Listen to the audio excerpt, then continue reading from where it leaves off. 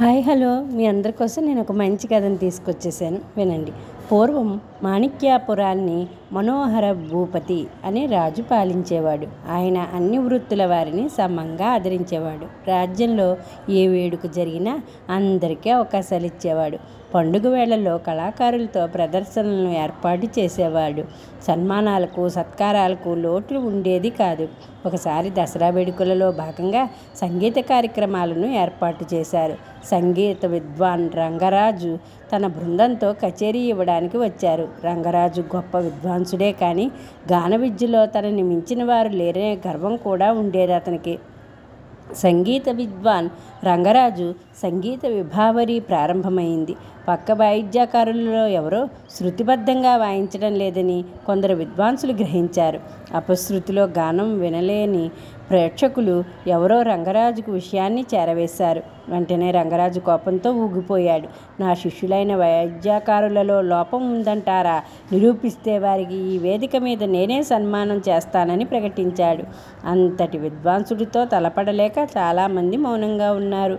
మరికొందరు అపశృతి ఎక్కడ ఉందో కనుక్కోలేకపోయారు. అంతలో కుండలు చేసే కుమరయ్య తాను ఆ లోపం చెబుతానంటూ ముందుకు వచ్చాడు. కుమరయ్యని చూడగానే రంగరాజు, నీకు గానంలో ప్రవేశం ఉందా? నీ గురువు ఎవరు? అంటూ ప్రశ్నలు సంధించాడు.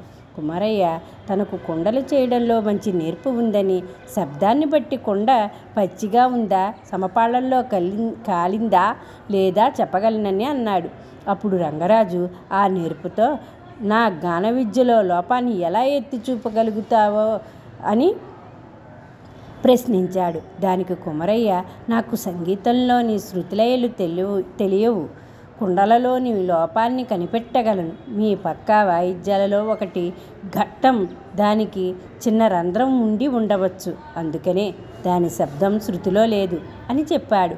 కుమరయ్య మాటలు నమ్మని రంగరాజు కుండలో నీరు పోసి చూశాడు. నిజంగానే కుండకి ఉన్న చిన్న చిల్లు నుండి నీరు కారింది. రంగరాజు కుమరయ్య శృతి జ్ఞానం చూసి ఆశ్చర్యపడ్డాడు. తాను ఎంతో కష్టపడి నేర్చుకున్న శృతిలయలను ఏ గురువు దగ్గర అభ్యాసం లేని కుమరయ్య పట్టుకున్నాడని అభినందించాడు. కుండలు చేయడానికి కూడా సాధన అవసరమని గ్రహించాడు. మాణిక్యాపురంలో అన్ని వృత్తుల వారికి సమానమైన గౌరవం లభించడానికి గల కారణం కూడా తెలిసిందన్నాడు. అక్కడే ఉన్న మనోహర భూపతి కూడా కుమరయ్యను ప్రశంసిస్తూ విద్వాన్ రంగరాజు సమక్షంలో సన్మానం చేశాడు. దానితో పాటు చేతివృత్తుల గొప్పతనం తెలియజేసే కళారూపాల ప్రదర్శనను కూడా ప్రతి సంవత్సరం ఏర్పాటు చేయిస్తానని ప్రకటించాడు. విన్నారు కదా. ఇది కనుక నచ్చినట్లయితే లైక్ చేయండి, షేర్ చేయండి, సబ్స్క్రైబ్ చేసుకొని వాళ్ళంటే సబ్స్క్రైబ్ చేసుకోండి. పక్కనే ఉన్న బెల్ బటన్ మ్రోగించండి.